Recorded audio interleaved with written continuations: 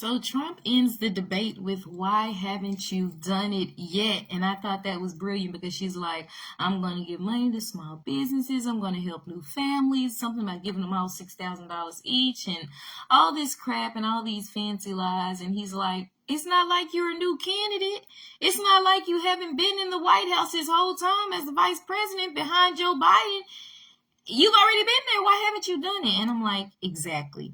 Well, my thoughts on this election, you guys. First of all, I want to give a round of applause to Kamala because I don't know if she got a speech therapist, if she did some training, but baby, she memorized those lines and her lies actually sounded better this time. Usually she's always fumbling. She can't state a sentence without fumbling or doing that weird, whack, creepy laughter. But this time I think they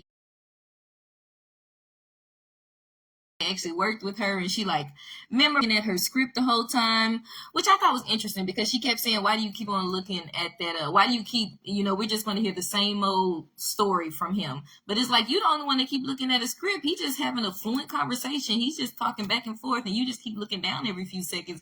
But what I will say again is I'm surprised that she wasn't like fumbling as much as she usually does. Like her stuff actually sounded believable this time. Like her lies actually sounded believable. She did a better job at articulating, which I didn't think she was capable of doing. So it's like they actually helped her get her lies together. And if I gotta say, if I didn't already know she was full of it and was already in the office doing bull crap and ruining our nation, shoot, she might have got me because she played the race card, honey. She sounded like, "Oh, haven't you guys seen what's been happening?" And all this, she played the victim, she played the female, she played the race card. It's like, what else is new? What else do they do? And Trump even said that. He was like, "This is what y'all do. Y'all play the race card, you play the victim, you play the female, blah, blah, blah, blah, blah. But like, what are your policies?" And I think he was clear that she has no policy. She kept mentioning something. I think it was like a healthcare plan. And that was something that he was like, "I'll change Obamacare if I need to, but it would have to be something that would be less expensive for people if I change it, or better than me just, he was saying that's the only thing that he's like would be working on, but he's like, I'm not in office right now."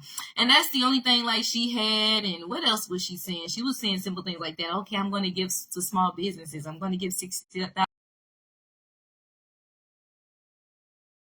That I'm proud of Trump because before the election even started, the first thing she said was, "Oh, he's just going to be name calling and all this and dividing the nation." I'm like, he didn't even start yet.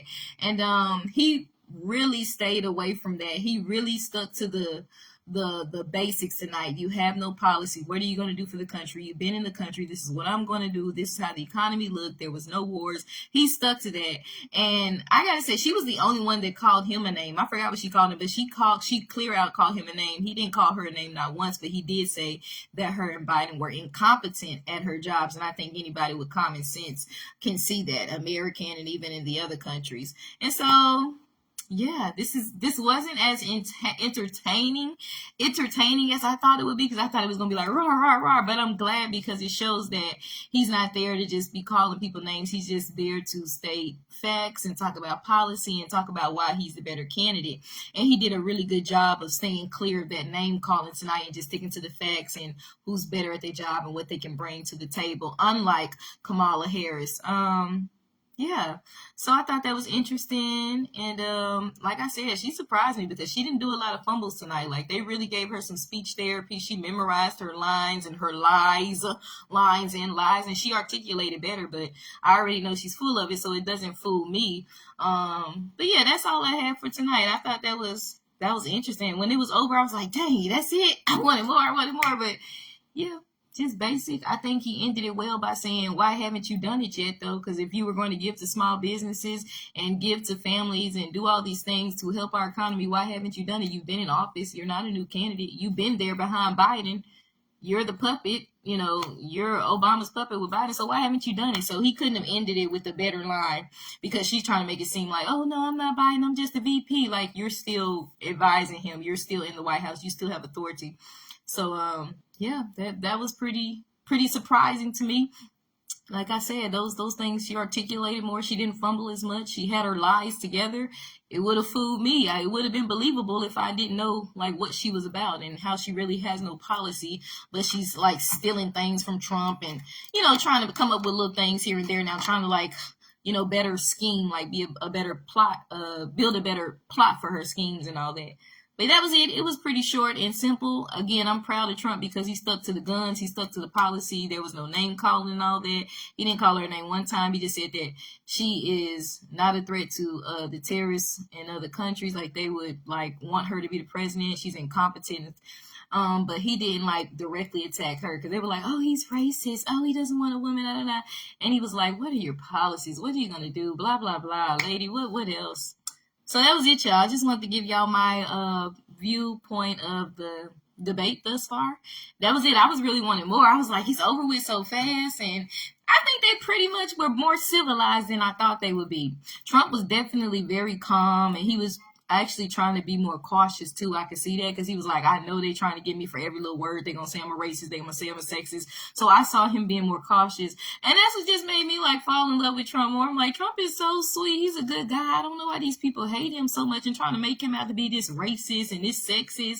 I'm like, y'all, Trump is a realist. Trump is gonna say what's on his mind. But one thing about Trump, he's not fake. Like, and that's the thing about Kamala. Like, you was Indian, now you black, you was against fracking, now you for it. Like, you all over the place. But Trump is just like right there, like, this who I am, blah blah blah. Like kind of like a New Yorker, like boom. And I heard he from Brooklyn, so it kind of makes sense. But that's what I thought about it. It was very much more civilized than I thought it would be, and he was to the point, and she didn't fumble as much, and she got her lies memorized, and like I said, she must have had some work done with her speech, because she sounds so crazy tonight. It sounded believable, but I know she's full of it. So yeah. Y'all, we just gotta pray because I actually had a nightmare the other night, and I believe when I'm thinking back that I believe that in a nightmare it said that Kamala is now our new president, or she won. Because I remember looking at the TV screen and I froze and I was in shock, like, wow, this is real. This woman really won. And for you guys saying why is it such a bad thing? Because spiritually, I know that Kamala is a Jezebel. Her whole thing is against God, abortion, gay marriage, all this. So she has a Jezebel spirit. So spiritually, I was like, wow, this is not good.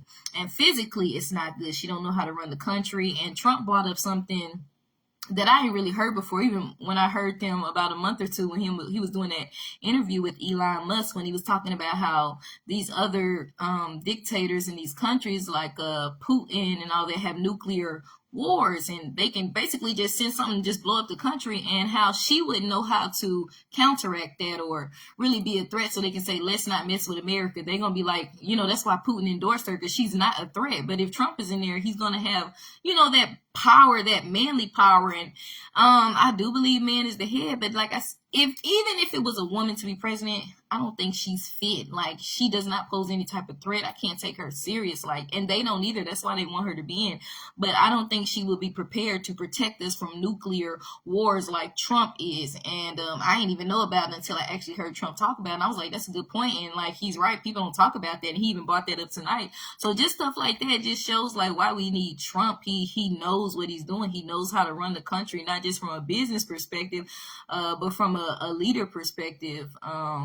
From a dominant male figure perspective, someone that people in other countries that are dictators would take as a threat and be like, hold up, let me think twice before I mess with them, because this will happen. Whereas if Kamala gets in, it's like, yo, we finna blow up America, we finna blow up France, we finna blow up Israel, we finna try all this crazy stuff, because she doesn't know what she's doing. She doesn't know how to run the country. She doesn't have those techniques. She doesn't have that training. She knows how to, like, now I can see that she done memorized some lies. They're trying to get it together. So she's trying to actually put her sentences together, and it's coming out where it's believable, but I know that she's full of it like so many other people. But y'all, you just gotta pray, because in that dream I was like, I can't believe they just really elected this woman. I know that she's a Jezebel. I know that she's a witch. I know that this is not good. I know the Bible's gonna fulfill itself, but I also believe that we can postpone the wrath of God by the leadership we have. And you say, well, we got to pray for whoever's in office. It's true. But at the end of the day, one is totally against God. And at least one has more biblical standards and basic standards. And it's not going back to anything but common sense, making our economy good again, and godly values, going back to that part, because they're trying to go forward to hell and everything against God. See, we trying to get back to God. That's what we're really trying to get back to with Trump, and building the economy, because under her, she gonna take us to hell spiritually, and physically America would be history. So y'all just really got to pray about this. Yeah, I really wanted more. I was like, man, I want them to go some more. I want them to, but it was more civilized than I thought. And I think Trump did well, because he just stuck to the guns, stuck to the politics. You know, he was very calm. He was very patient. I really think Trump is a good guy. I think he got a good heart. And I wish that so many people would stop just being like, oh, he racist, he's dead. Trump is a good dude. So y'all pray for Trump and pray for this country. And pray that the country humbles itself and turns back to God, because we need Jesus. At the end of the day, we need Jesus. But at the end of the day, the two people that are running is Trump and Kamala. And it's important on who we vote for. We need to vote for the person that has the closest standards and policies that are God-like or God-pleasing, the closest thing to what would please God, and that would be Trump. So, but at the end of the day, y'all have to make your own decision. I can't put a gun to your head. I can't force you. But as a Christian, you should want to have somebody in there that has the closest thing to Christian values. And